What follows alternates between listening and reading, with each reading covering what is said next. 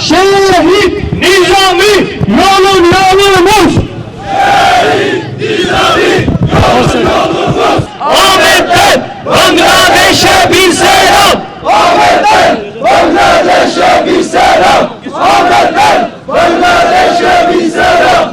Nizam Rahman üstadımızın yazmış olduğu mektubu sizlerle paylaşmaya çalışacağım. Ben gidiyorum. Doğduğumda nikahlandığım ve son nefes diye zaman tayin ettiğim buluşmaya gidiyorum. Korkmuyorum. Ardında pişmanlıklar var ama üzgün değilim. Kırgınım.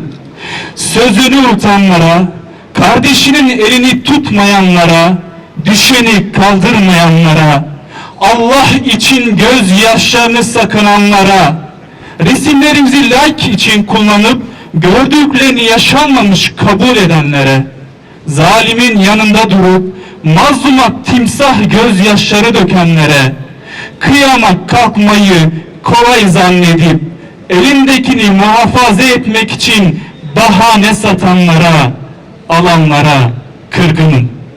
Bu kırgınlıkla kavuşacağım Rabbime ve söyleyeceğim tüm bunları. Az kalır giden başlar. Boşuna terk etmez canımız bedenimizi. Mükafatını ondan biliriz. Kadınlarımızın yetiştirilmesine ve ahlak yoluna önem vereceksiniz. Cemaat-i İslami'de asla bir lider problemi yaşanmayacaktır. Durum ne kadar kötü olursa olsun benim şehadetim ile beraber değişim başlayacaktır. Halkın ve dünya Müslümanlarından dua istiyorum. Eğer dünyada bir daha görüşemezsek cennette görüşeceğimizi ümit ediyorum. Allahu Ekber. Allahu Ekber.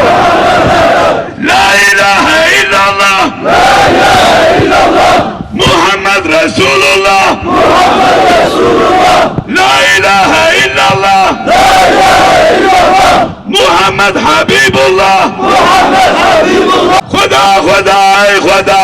Khuda ey Khuda. Avcan se boyta feda. Kur'an ey Kur'an. Kur'an ey Kur'an. Avcan se boyta kurban. Şeytana kul olmuş bütün diktatörlere Allah'ın laneti olsun. Değerli sivil toplum kuruluşları üyeleri ve yöneticileri, basın mensubu kardeşlerim ve kıymetli halkımız, bugün beşeri siyasetin icadı olan canavar devlet sistemlerinin oluşturduğu adaletsiz uygulamalar gün geçtikçe daha şiddetli hale gelmekte ve mazlumlara hayat hakkı tanımamaktadır. Yaşanan zulümlere artık tarih vermek neredeyse imkansızdır. Çünkü yaşadığımız her anda ve yaşadığımız her mekanda aynı zulüm politikalarından neşet eden hunharca uygulamalar meşru bir siyasal tarz olmaya doğru gitmekte ve zalimler zulümlerini artık pervasızca yapmaktadırlar. Devlet adına uygulanan soykırımlar, demokrasi adına yapılan kıyımlar, insan hakları adına işlenen katliamlar ve örgütler eliyle işlenen cinayetler asrımızın siyasetine damga vurmakta ve bunun adına da ulusal çıkarlar, özgürlük mücadelesi ve reel siyaset denmekte. Kuşkusuz bugün bu yapılanlar bir gerçeğin iz düşümüdür. O gerçekte güce, mala, mülke, mevkiye, ırka, ulus devlete ve şiddete tapınmadır. Günümüzün siyaset felsefesini özetleyen bu tağuti arzuları kendisine düstur edinen diktatör rejimler, emperyalist batılı devletlerden aldıkları destekle İslam coğrafyasını kendisine hedef alarak onu hedef seçmiş, bu şeytanımsı planlarını hayata geçirmişler. Mısır'da halkın meşru oylarıyla iktidara gelen Muhammed Mursi'ye darbe yapanlar Irak'ta mezhep çatışmalarını körükleyenler, Suriye'de zalim Esed'e karşı kıyam eden, halkı katledenler, Filistin'i işgal ve ambargo ile boğmak isteyenler ve Bangladeş'te Cemaat-i İslamiye'yi yargılayıp mahkum edenler aynı şeytani zihniyettir.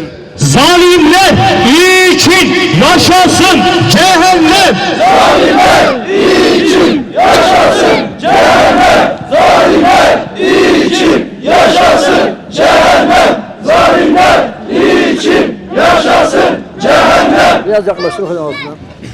Değerli kardeşler, bugün Bangladeş'te Müslümanlara karşı işlenen cinayet ve uygulamaların hiçbir meşru dayanağının olmadığını hepimiz biliyoruz.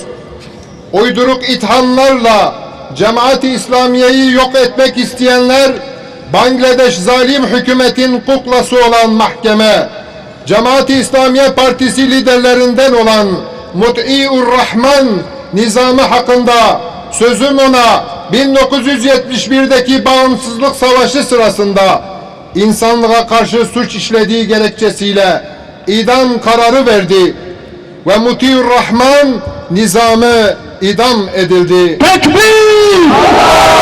Tekbir! Tekbir! Şehit Nizami yolumuz! Şehit Nizami yolumuz!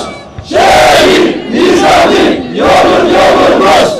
Bangladeş'in milli ve bağımsız politikalarına aykırı davrandığı için Cemaat-i İslam'ın liderini idama mahkum etmek, zalim Hasuna diktatörlüğü için milli ve hukuki bir görev olmuş.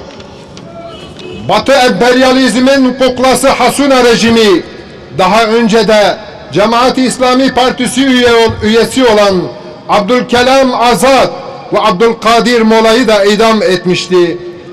Yine Bangladeş'teki uyduruk mahkemelerin 90 yıl hapse mahkum ettiği Gulam Azam da hapishanede hakkın rahmetine kavuşmuştu. Bugün bu yapılanlara rağmen hiçbir şiddet olayına başvurmadan Müslümanca tavır sergileyen Cemaat-i İslami bu süreçte barış ve adaletten yana gösterdiği duruşu ile Bangladeş'te huzur ortamını sağlamaya çalışmış ve baskılara boyun eğmemiştir. Zulme karşı omuz omuza! Zulme karşı omuz omuza! Zulme karşı omuz omuza! Zulme karşı omuz omuza! Tüm dünya zalimleri şunu bilmeli ki Allah'tan başkasına itaat etmeyen, dini yalnızca ona has kılan öncü şahsiyetlerimizin hayatı mücadele tarihimizde birer onur vesikası olarak karşımızdadır. Şeyh Said Efendi, Üstad Hasan el-Benna, Said Kutup, Şeyh Ahmed Yasin, Abdülkadir Molla ve Muti'ur Rahman Nizami gibi öncü şahsiyetler sadece bir düsturu kendilerine hayat felsefesi edindiler. O düstur da İyyâke na'budu ve iyyâke nesta'in düsturudur. Tekbir! Tekbir! Tekbir!